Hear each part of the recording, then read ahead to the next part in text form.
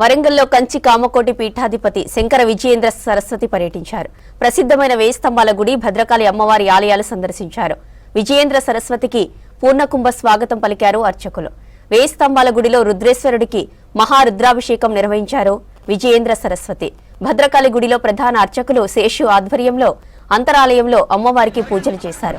విజయేంద్ర సరస్వతి రేపు కాళేశ్వరంలో సరస్వతీ నది అంత్య పుష్కరాలను ప్రారంభించనున్నారు.